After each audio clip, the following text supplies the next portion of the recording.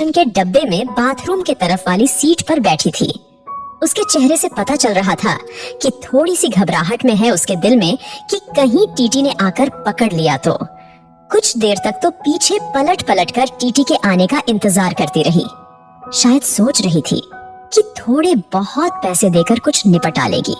देखकर यही लग रहा था कि जनरल डब्बे में चढ़ नहीं पाई, इसलिए इसमें आकर बैठ गई। शायद ज्यादा लंबा सफर भी नहीं करना होगा। सामान के नाम पर उसकी गोद में रखा एक छोटा सा बैग दिख रहा था। मैं बहुत देर तक कोशिश करता रहा पीछे से उसे देखने की कि शायद चेहरा सही से दिख पाए, लेकिन हर बार असफल ही रहा और मैं भी वापस से अपनी किताब पढ़ने में लग गया। लगभग 1 घंटे के बाद टीटी आया और उसे हिलाकर उठाया। कहाँ जाना है बेटा? अंकल, दिल्ली तक जाना है। टिकट है? नहीं अंकल, जनरल का है, लेकिन वहाँ चढ़ नहीं पाई इसलिए इसमें बैठ गई। अच्छा, 300 रुपये का पेनाल्टी बनेगा। ओह अंकल, मेरे पास तो लेकिन 100 रुपये ही हैं। ये तो गलत बात है बेटा, पेनाल्टी तो भरनी पड़ेगी। सॉरी अंकल, मैं अगले स्टेशन पर जनरल में चली जाऊंगी। मेरे पास सच में पैसे नहीं हैं। कुछ परेशानी आ गई इसीलिए जल्दबाजी में घर से निकल आई और ज्यादा पैसे रखना भूल गई। बोलते बोलते वो लड़की रोने लगी। टीटी उसे माफ किया और 100 रुपये में उसे दिल्ली तक उस डब्बे में बैठने की परमिशन दे दी। टीटी के जाते ही उसने अपने आंसू पोंछे और इधर उधर देखा कि कहीं कोई उसकी ओर देखकर हंस तो नहीं रहा था। थोड़ी देर बाद उसने किसी को फोन लगाया और कहा कि उसके पास बिल्कुल भी पैसे नहीं बचे हैं। दिल्ली स्टेशन पर कोई जुगाड़ करा के उसके लिए पैसे भिजवा दे, वरना वो समय पर गांव नहीं पहुंच पाएगी। मेरे मन में उथल पुथल हो रही थी। न जाने क्यों उसकी मासूमियत देखकर उसकी तरफ खिंचाव सा महसूस कर रहा था। दिल कर रहा था कि उसे पैसे दे दूं और कहूं कि तुम परेशान मत हो और रो मत, लेकिन एक अजनबी के लिए इस तरह की बात सोचना थोड़ा अजीब था। उसकी शक्ल से पिया नहीं है शायद सुबह से, और अब तो उसके पास पैसे भी नहीं थे।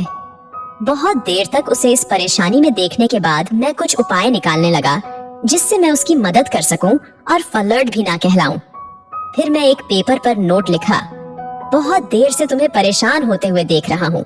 जानता हूँ कि एक अजनबी हम उम्र लड़के का इस तरह तुम्हें नोट भेजना अजीब भी होगा और शायद तुम्हारी नजर में गलत भी, लेकिन तुम्हें इस तरह परेशान देखकर मुझे बेचैनी हो रही है, इसलिए यह 500 रुपये दे रहा हूँ। तुम्हें कोई एहसान न लगे इसलिए मेरा एड्रेस भी लिख रहा हूँ। जब तुम्हें सही लगे मेरे एड्रेस पर पैसे वापस भेज सकती हो। वैसे मैं नहीं चाहूंगा कि तुम वापस करो। अजनबी हमसफर। एक चाय वाले के हाथों उसे वो नोट देने को कहा और चाय वाले को मना किया कि उसे ना बताए कि वो नोट मैंने उसे भेजा है। नोट मिलते ही उसने 2-3 बार पीछे पलट कर देखा कि कोई उसकी तरफ देखता हुआ नजर आए तो उसे पता लग जाएगा कि किसने भेजा। लेकिन मैं तो नोट भेजने के बाद ही मुंह पर चादर डालकर लेट गया था। थोड़ी देर बाद चादर का कोना हटाकर देखा तो उसके चेहरे पर मुस्कुराहट महसूस की। लगा जैसे कई सालों से इस एक मुस्कुराहट का इंतजार था। उसकी आंखों की चमक ने मेरा दिल उसके हाथों में जाकर थमा दिया। फिर चादर का कोना हटाकर हर थोड़ी देर में उसे देखकर जैसे सांस ले रहा था मैं। पता ही नहीं चला कब आंख लग गई। जब आंख खुली तो वो वहां नहीं थी। ट्रेन दिल्ली स्टेशन पर ही रुकी थी और उस सीट पर एक छोटा सा नोट रखा था। मैं झटपट मेरी सीट से उतरकर उसे उठा लिया और उस पर लिखा था, थैंक यू मेरे अजनबी हमसफर। आपका ये एहसान मैं जिंदगी भर नहीं भूलूंगी। मेरी माँ आज मुझे छोड़कर चली गई है। घर में मेरे अलावा और कोई नहीं है, इसलिए आनन फानन में घर जा रही हूँ। आज आपके इन पैसों से मैं अपनी माँ को शमशान जाने से पहले एक बार देख पाऊंगी। उनकी बीमारी की वजह से उनकी मौत के बाद उन्हें ज्यादा देर घर में नहीं रखा जा सकता। आज से मैं आपकी कर्जदार हूँ। जल्द ही आपके पैसे लौटा दूंगी। उस दिन से उसकी वो आंखें और वो मुस्कुराहट जैसे मेरे जीने की वजह थे। हर रोज पोस्टमैन से पूछता था, शायद किसी दिन उसका कोई खत आ जाए। आज 1 साल बाद एक खत मिला। आपका कर्ज अदा करना चाहती हूँ, लेकिन खत के जरिए नहीं, आपसे मिलकर। नीचे मिलने की जगह का पता लिखा था और आखिर में लिखा था, तुम्हारी अजनबी हमसफर। दोस्तों, अगर आपको भी लगता है कि ट्रेन में जनरल डिब्बा बढ़ा देना चाहिए तो इस वीडियो को ज्यादा से ज्यादा शेयर कीजिए ताकि सरकार के पास ये वीडियो